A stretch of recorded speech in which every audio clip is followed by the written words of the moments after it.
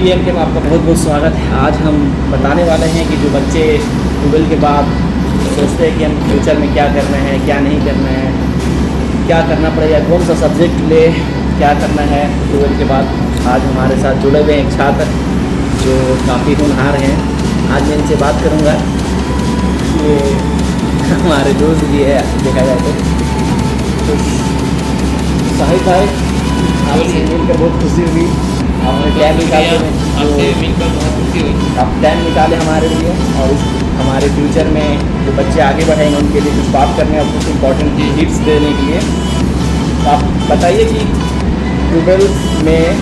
12 के बाद जो हम लोग बच्चे सोचते हैं कि अपना फ्यूचर किस तरीके से डिसाइड करें। बहुत सारे बच्चे लेते हैं, साइंस लेते हैं, कॉमर्स लेते हैं, आर्ट्स लेते हैं और बहुत सारे अपॉर्चुनिटीज़ रहता है 12 के बाद। तो आप 12 के बाद के बारे में कुछ बताइए जरा, हमारे बच्चे लोग इस बात क्या करते हैं। यही कहना चाहेंगे कि अगर कोई स्टूडेंट ज़्यादा अगर बिहार से हो, अगर वो 12th में मैथमेटिक्स लेता है इन फ्यूचर इंजीनियरिंग के लिए, तो वो हम कहेंगे कि वो जो पढ़ाई कर रहा है ना, वो हिंदी मीडियम से ना करे। पहले कुछ परसेंट कम ले लो, 12th में कुछ परसेंट मार्क्स कम ले लो चलेगा, लेकिन पढ़ाई अपना ज़्यादातर फोकस इंग्लिश पे करो। पहले इंजीनियरिंग करने के लिए, आने के लिए इंजीनियरिंग में, क्योंकि यहाँ का टोटल सिलेबस जो है पूरा इंग्लिश में ही है, तो वो पूरा अपना फोकस इंग्लिश पे ही करें। पहले कुछ परसेंट कम ले और इंग्लिश में ही पढ़ाई करें, तो फिर वो आए। और 12th में जो बहुत सारे स्टूडेंट हैं कि मैथमेटिक्स ले लेते हैं पर ध्यान नहीं देते हैं, और वो जानते हैं कि हमको आगे इंजीनियरिंग में जाना है। मैथ्स है, बायो से कोई नहीं लेते हैं, इस नंबर का बायो से तो मेडिकल में चला जाएगा, और उसमें थोड़ा हम बता नहीं सकते हैं, क्योंकि थोड़ा अभी हम खुद इंजीनियरिंग के स्टूडेंट हैं, तो अपना बता रहे एक्सप्लेन जो भी है। तो वो मैथमेटिक्स जो होता है इंजीनियरिंग का फर्स्ट सेम और जो सेकेंड सेम होता है, वो 12th का मैथ से बहुत रिलेट करता है। तो कितने स्टूडेंट होते हैं जो ध्यान नहीं देते। मैथ हो गया, फिजिक्स में एक 12th की फिजिक्स में आएगा वो इंडक्शन एक चैप्टर है, उसको सब इग्नोर कर देते हैं, लेकिन उसमें से निकल कर इसमें फिजिक्स आया है, रिलेटेड है, तो बहुत स्टूडेंट इग्नोर कर देते हैं। और पढ़े कि अगर जैसे बच्चे जो 12 के बाद जैसे कोई इंजीनियर बनना चाहते हैं, कोई डी फार्मेसी, बहुत सारे ऐसे कोर्सेज हैं जिसमें बच्चे मतलब अप्लाई करना चाहते हैं, तो बेस्ट कॉलेज हम लोग किस तरीके से ढूंढते हैं, या फिर कॉलेज में क्या देखें जिसमें उसे प्लेसमेंट हो, या फिर प्लेसमेंट का चांसेस है भी या नहीं है, वो पॉसिबल बताइए कि कॉलेज किस तरीके से चूज़ करें, कैसा कॉलेज कैसे पता चलें।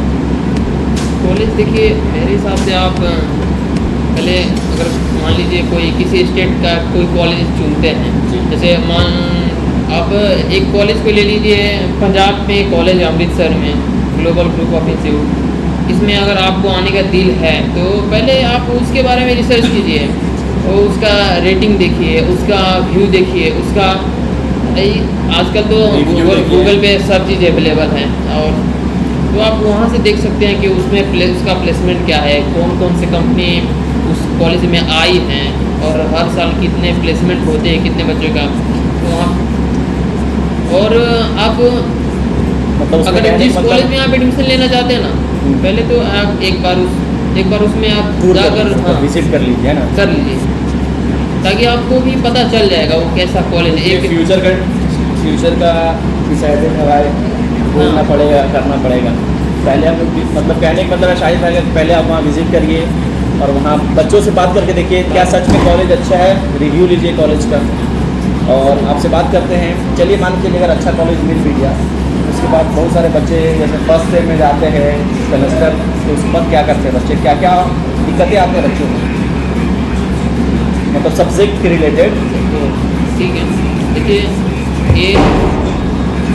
8, 9, 10, 12 का इंजीनियरिंग का पढ़ाई नहीं, पहला बात तो ये ध्यान से निकाल देना है आपको कि वहाँ पे कुछ आपको ईजी चीज़ कुछ भी मिलेगा, ये इंजीनियरिंग है, तो यहाँ पे आपको बहुत चीज़ फेस करना पड़ेगा।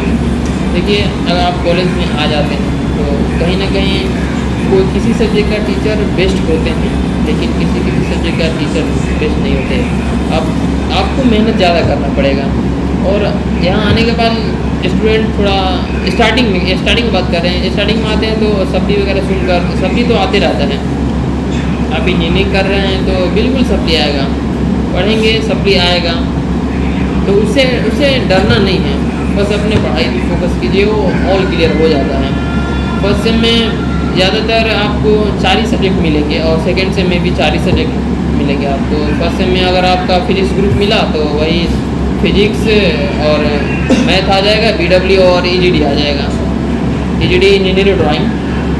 और केमिस्ट्री ग्रुप अगर मिला आपको, उसमें केमिस्ट्री होगा, इंग्लिश होगा, PPS होगा और M2 होगा, मैथमेटिक्स 2 होगा। यही है उसमें।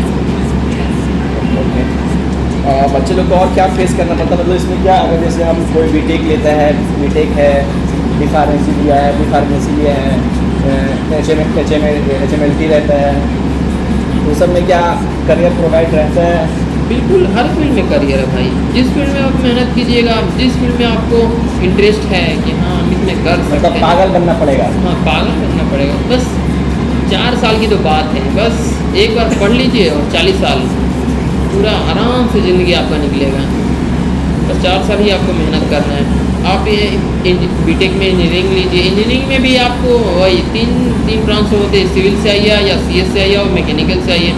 और आज तो हम देख रहे हैं कि 90% स्टूडेंट CS के पीछे पागल है। पागल है नहीं, बस नाम के ऊपर ले लेते हैं। उनको लगता है मैकेनिकल और सिविल कुछ है ही नहीं।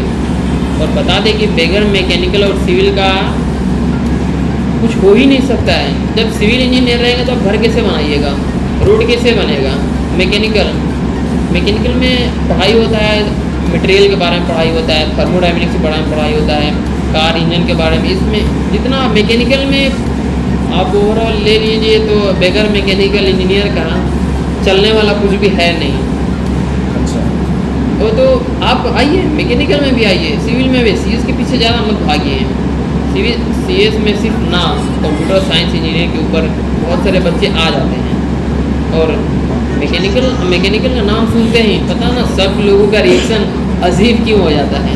यहाँ तक मैकेनिकल का भी अच्छा स्कोप है। और एक बार हाँ मैकेनिकल मानते हैं थोड़ा हार्ड है, मैकेनिकल का डिग्री लेने के लिए आपको बहुत मेहनत करना पड़ेगा। इसमें सप्ली भी बहुत आता है और ऐसा कोई बात नहीं है, निकल भी जाता है। आप पढ़िएगा निकल जाएगा। और एक बार डिग्री आप कर लिए अच्छा से सेटल हो गए तो फिर आप CS वाले से भी ज़्यादा कमाइएगा। अच्छा, तो इसमें एक और भी एक नया जो कोर्स लॉन्च हुआ है AIML, आर्टिफिशियल इंटेलिजेंस और मशीन लर्निंग, इसको आप किस नज़र से देखते हैं सर? ये एक जो AIML ब्रांच है, ये अपने आप में एक दम रखता है। ये AI अब फ्यूचर के लिए अच्छा है, क्योंकि आजकल सारा काम AI पे ही हो रहा है। AI रोबोटिक्स हो गया, AI पे ही चल रहा है। ये नया नहीं है, कुछ 2 साल पहले ही लॉन्च हुआ है। कि तो कई ऐसे कॉलेज है जो अभी अपने कॉलेज में लाए हैं, तो आप AI भी कर सकते हैं, कोई दिक्कत नहीं है। AI भी बहुत अच्छा है।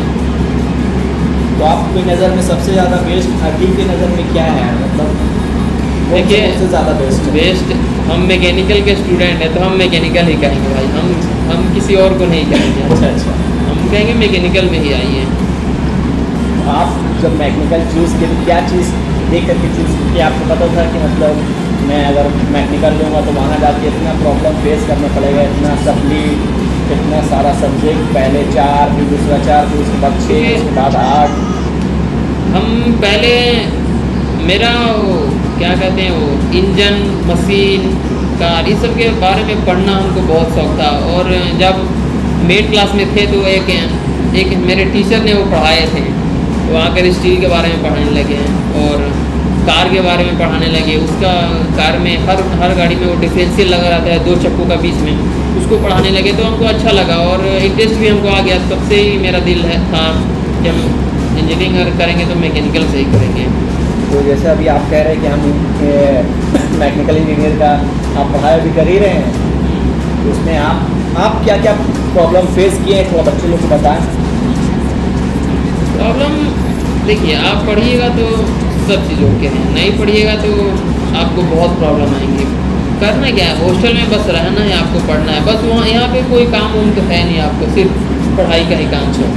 बस आप पढ़िए। और जैसे ये तो अपने आप में एक है कि हमको पढ़ना है, लेकिन एक प्रॉब्लम क्रिएट होता है कि जैसे अब जैसे जो हिंदी मीडियम छोड़ करके आए हैं, अब ऐसा नहीं कि वो लोग पढ़ाई नहीं करते हैं और अचानक से इतना मोटा मोटा किताब इंग्लिश का पढ़ा दिया जाता है कि ये बच्चा आपको यही सिलेबस है, इसको क्लियर करना है। आप ये इसको तो किस है, तरह से देखते हैं? बिहार बोर्ड के स्टूडेंट को ये बहुत बड़ा फेस करना पड़ता है ये चीज़ कि वो तो 1 से लेकर 12 तक हिंदी मीडियम पढ़ता है और इंजीनियरिंग में आने के बाद ही टोटल बुक इंग्लिश में है।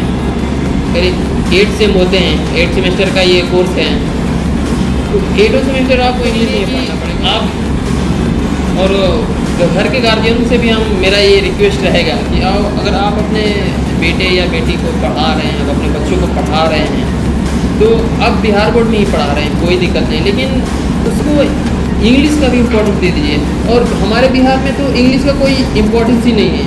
जो 10th में जो इंग्लिश का सब्जेक्ट है उसको अलग कर दिया है, उसको मतलब मेन नहीं रखा है और ऑप्शन, तो वहाँ पे इंग्लिश का कोई इम्पोर्टेंस ही नहीं है। और यही वहाँ से जब निकल कर दूसरे स्टेट में जब आते हैं बच्चे इंजीनियरिंग के लिए, तब उनको समझ में आता है कि हाँ, हमको इंग्लिश पे ध्यान देना चाहिए। यहाँ पे इंजीनियरिंग में आपको इंग्लिश में ही पेपर लिखना पड़ेगा, कोई ऑप्शन ही नहीं है। तो हम कहेंगे कि तो ये 80%, 90%, 85% लेकर आपको कोई फ़ायदा नहीं है। 10th हो या 12th हो, आप 10% का 65 लीजिए, 60% लीजिए, लेकिन आप पढ़ाई, अगर आपका दिल है इंजीनियरिंग करना, वहाँ से निकल कर आप आना चाहते हैं, 12th के बाद पढ़ना चाहते हैं, तो आप 10th और 12th को इंग्लिश मीडियम से ही पढ़िए। और 10th और 12th क्या, आप स्टार्टिंग से इंग्लिश पढ़ते रहिए, स्टार्टिंग से इंग्लिश पढ़िए।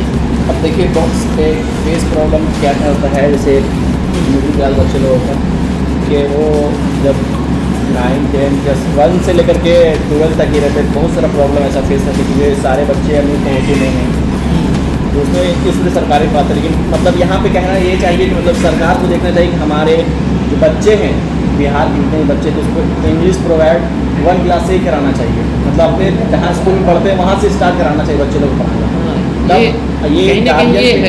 ये गार्जियन पे डिपेंड नहीं करता कि बच्चे लोग को केयर करें, बल्कि जहाँ वो पढ़ने आता है वहाँ भी बच्चे लोग को केयर किया जाए कि बच्चे इंग्लिश पढ़े, इंग्लिश बोले। हाँ।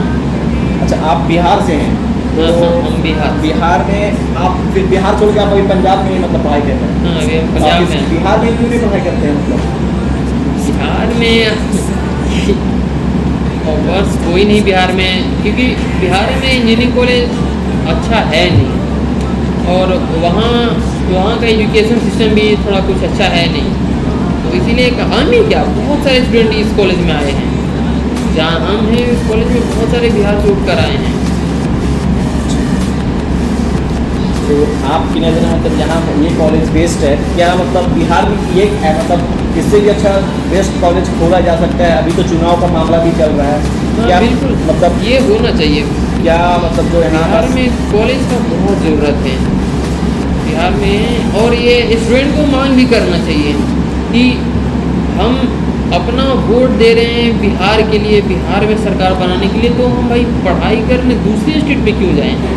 वहाँ तक कि अगर बिहार में आप रहिएगा तो आपका एजुकेशन फी जो है वो कम पड़ेगा आपका, और बाहर रहिएगा तो कॉस्ट ज़्यादा पड़ेगा, आने जाने का खर्चा है। और यहाँ के कॉलेज में आपको बता दें कि 5 लाख 6 लाख रुपये ऐसे ही लगते हैं, और जितना ऊपर लेवल में जाइएगा कॉलेज में, यूनिवर्सिटी में जाइएगा तो वहाँ का फ़ी बहुत हाई रहता है, 12 लाख 14 लाख ऐसे रहता है। मतलब कहने का मतलब जहाँ हम अभी पढ़ रहे हैं वहाँ का फी जो है नॉर्मल है बाकी अकॉर्डिंग के कॉलेज से, है ना? अच्छा, तो इसमें आपको मतलब क्या क्या अपॉर्चुनिटीज़ दिख रहा है कि हमारा फ्यूचर आगे जो है ब्राइट होने वाला है? क्या आप मतलब बहुत सारे बोलते हैं कि मतलब अभी जैसा मुद्दा चल रहा है कि मतलब बेरोजगारी तो कितना बढ़ गया है, अपॉर्चुनिटीज़ में आपका चीज़ है नहीं, है ना? तो आप बहुत सारे बच्चे बोलते हैं कि जिसके अंदर काबिलियत रहेगा वो ले सकता है, आप इसको किस नज़र से देखते हैं? एक ये भी बात है, आप सिर्फ किताबी कीड़ा बने रहने से कुछ नहीं होगा, आपको स्किल डेवलप भी करना पड़ेगा, क्योंकि बहुत सारी ऐसी कंपनियां हैं जो कि आपका नॉलेज नहीं, आपका स्किल ही देखती हैं, आपके स्किल के ही बेस पे ही वो आपको जॉब प्रोवाइड करेंगे।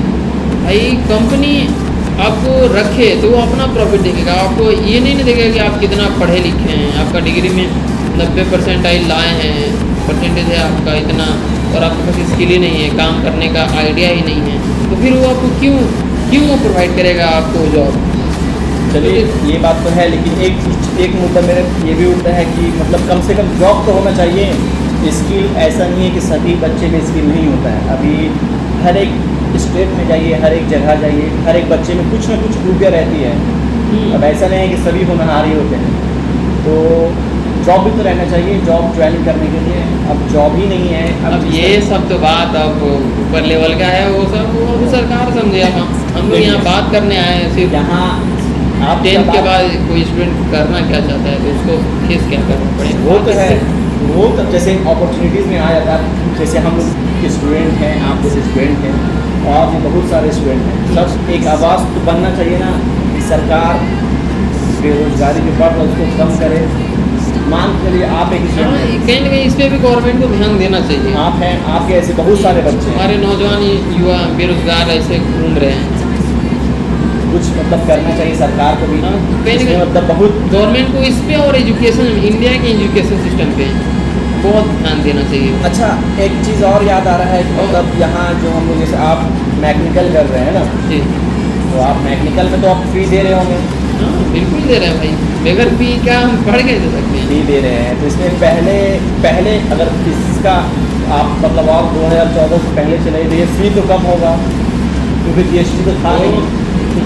मेरे आने से पहले ही फी कम था, वो आने के बाद बढ़ गया। हाँ, और इधर 8% या 18% और GST की और इससे आप क्या देखते हैं? GST को किस नज़र से देखते हैं? भाई गवर्नमेंट एजुकेशन में हाँ, गवर्नमेंट को इस पर भी ध्यान देना चाहिए कि हम एजुकेशन फ्री रखें। एजुकेशन पे GST क्यों लगाए भाई? जब देश में बच्चे जब पढ़ेंगे तब नहीं इंडिया बढ़ेगा। हाँ, ये बात है।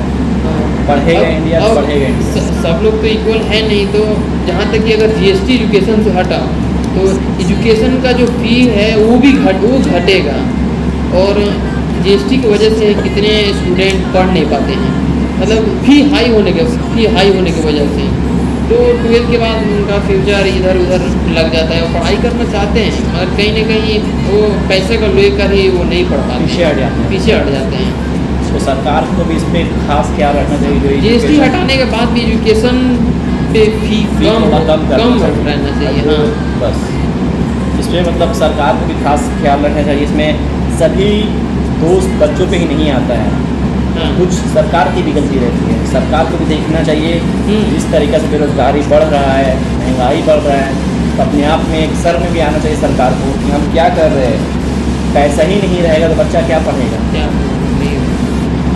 कहीं ना कहीं सरकार का भी कुछ हाथ है बच्चे को अनपढ़ रखने में, है कि नहीं? बिल्कुल है भाई। पैसा अगर रहेगा नहीं, किसी मान लीजिए कोई मिडिल क्लास का कोई स्टूडेंट है, वो टैलेंटेड है, उसमें वो पढ़ाई का शौक रहता है, वो फिर कहीं ना कहीं वो पैसे को लेकर ही वो पीछे हट जाता है।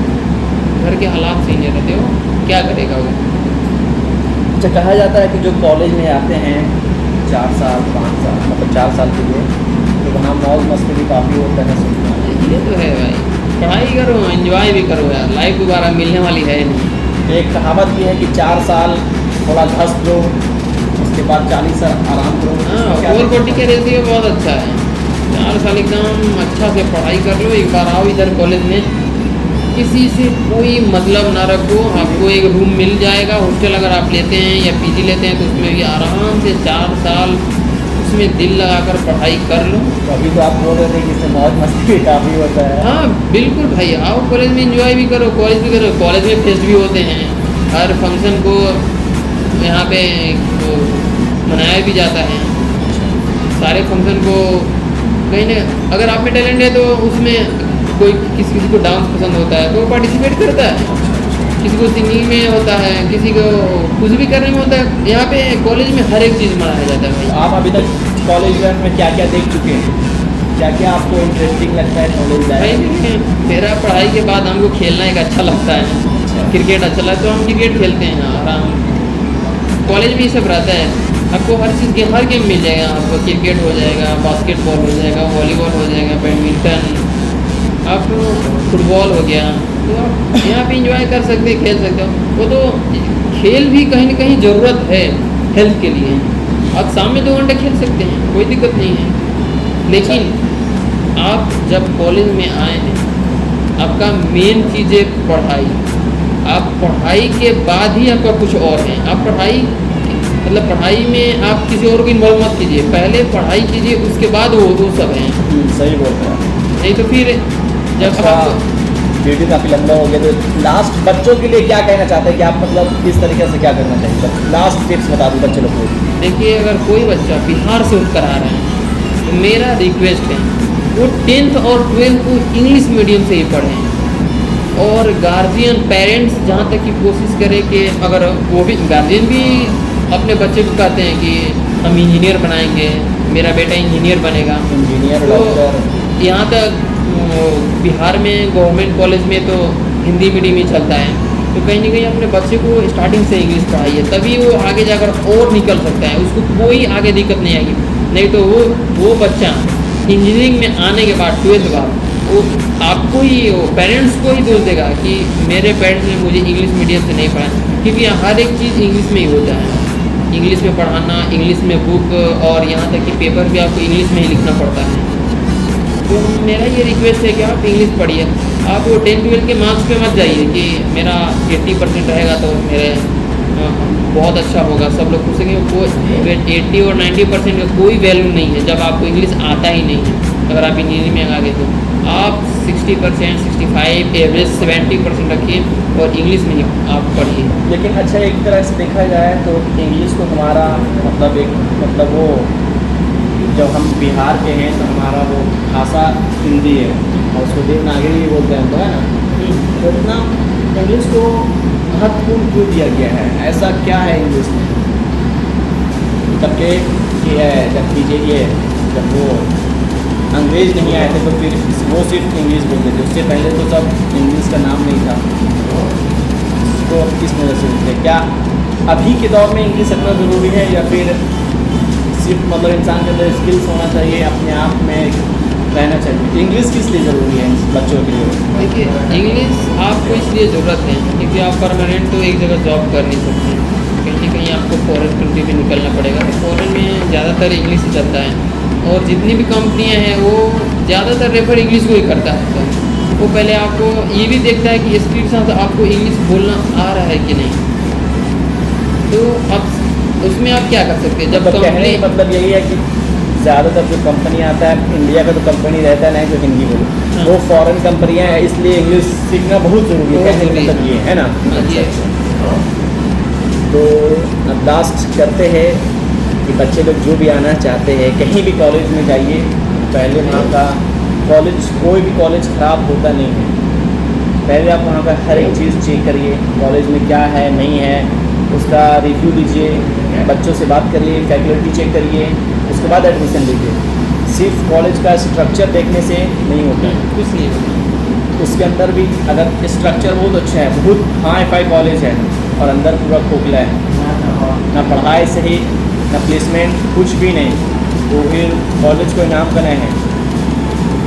तो कभी कभी बच्चे लोग भी गलत नहीं होते हैं, सरकार को भी देखना चाहिए, इसमें सरकार का भी आता है। और एक रिक्वेस्ट है बिहार सरकार से कि हमारा जो युवक है, बहुत सारे बच्चे जो पढ़ने के लिए उत्साह है, उसके लिए बिहार में कॉलेज बनाया जाए, ITI, AIMS सब वगैरह खोला जाए, काफ़ी बच्चों के लिए अच्छा रहेगा। और वहाँ के बिहार में गवर्नमेंट टीचरों पर भी थोड़ा ज़्यादा ध्यान दिया जाए कि वो ऐसा मतलब होना चाहिए। गवर्नमेंट स्कूल जो हमारे बिहार के हैं, वहाँ पे कोई ना कोई किसी को विजिट करना चाहिए कि यहाँ के अभी एक हम मतलब एग्जैक्ट तो ऐसा हमको नंबर याद नहीं है, कितने सारे बिहार में गवर्नमेंट स्कूल बंद हो गए हैं। 66,000 ऐसा कुछ है, मतलब 1 मंथ में या पर वीक बोले गवर्नमेंट स्कूल में जाना चाहिए, वहाँ पे देखना चाहिए कि पढ़ाई हो कैसा रहा है। बहुत सारे हम ऐसे देखे हैं कि आते हैं बच्चे, लेकिन टीचर्स वहाँ पे पढ़ाते नहीं है, बस भी टाइम पास करते हैं, बस आए और अपना टाइम पूरा हुआ और चल दिए, पढ़ाई से कोई मतलब ही नहीं है। भाई वहाँ अगर गार्जियन भेज रहे हैं तो वहाँ के टीचर को भी ध्यान देना चाहिए कि ये किसी के ना किसी के फ्यूचर हैं, किसी खुद के बच्चे को तो वहाँ पे पढ़ा नहीं सकते हैं, वो तो प्राइवेट में ही पढ़ाएंगे। भाई जब एक बार बिहार में आप देख लीजिए गवर्नमेंट स्कूल, एक दिल्ली का भी देख लीजिए आप, वहाँ पे सब अपोजिट हो रहा है। प्राइवेट से निकाल कर गवर्नमेंट में सब लोग एडमिशन करा रहे हैं पढ़ाई करने के लिए। मेरा भी वो गवर्नमेंट, बिहार गवर्नमेंट से रिक्वेस्ट रहेगा, थोड़ा बिहार के एजुकेशन सिस्टम पे ध्यान रखा जाए। कि मतलब जो बच्चा बाहर जाते हैं, कलकत्ता है, पंजाब है, हरियाणा है, बेंगलोर है, बिहार में रह के ही पढ़ाई करे, हाँ, पढ़ेगा तभी बिहार बढ़ेगा। और बिहार में जिससे बहुत ज़्यादा IAS और IAS IPS निकलते हैं। हाँ, ऐसा नहीं है कि बिहार के बच्चे पढ़ाई नहीं करते हैं, सबसे ज़्यादा बिहार और यूपी के बच्चे ही IAS और IPS पूरे मतलब कहे All over India India। All over India को संभालते हैं। IAS और IPS ही इंडियन आर्मी भी हमारे ही तरफ से निकलते हैं ज़्यादातर। तो डिफेंस लाइन में ज़्यादातर बिहार ही रहते हैं। हाँ, तो आपसे अनुरोध है बिहार सरकार से कि थोड़ा बच्चे लोग पे भी कॉलेज पे ध्यान दिया जाए। आप कुछ कीजिए ना कीजिए, बस एजुकेशन सिस्टम अच्छा रखिए। वहाँ आप विजिट कीजिए कि कोई टीचर कैसा है, उसमें वो पढ़ाने के काबिल है कि नहीं। अगर टीचर के वैकेंसी भी निकलता है तो कई ऐसे ऐसे लोग हैं कि उसमें उनको निकाल भी दिया जाता है, उनके पास कोई स्किल नहीं है, कोई फिजिक्स के टीचर है उनके पास कोई फिजिक्स का नॉलेज भी नहीं है। ऐसे हम यूट्यूब पे बहुत सारे वीडियो देखे हैं कि जो वो मीडिया कोई होते हैं लोग माइक लेकर चल देते हैं लोग स्कूल में सवाल करने के लिए। ऐसे वीडियो देखे जाते हैं, उनको कुछ पूछ देने के बाद उनको स्पेल नहीं आता है, कुछ आता ही नहीं है भाई, और उनके सामने 20-30 बच्चे बैठे हैं पढ़ने के लिए, कोई कुछ भी पढ़ा रहा है उनको आप ले सकते हैं धर्मेंद्र नकवी। अच्छा ठीक है, अब करते हैं वीडियो को एंड। तो हमारे साथ आपको और किस चीज़ का नॉलेज चाहिए आप हमसे कमेंट करके बता दें। कमेंट करके ज़रूर बताएं, हम आपसे मिलते रहेंगे और आपसे ऐसे होनहार छात्र से मिलाएंगे। आपसे कमेंट करिए और हर एक चीज़ पे आपको क्या नॉलेज चाहिए, किस चीज़ का नॉलेज चाहिए, कमेंट करके ज़रूर बताएं। और हमारे साथ जुड़े हुए हैं शाहिद भाई, बहुत काबिलियत है इनके अंदर, आप इनकी जितनी तारीफ करें कम है, बस सब हो गया। काफ़ी होनहार है। तो आपको ये वीडियो कैसा लगा कमेंट करके ज़रूर बताएं और हमारे चैनल पे नए हैं तो सब्सक्राइब ज़रूर करें। और क्या बोलूँ, आपको अच्छा लगा तो एक लाइक ज़रूर कर दें। Thank you, that's all.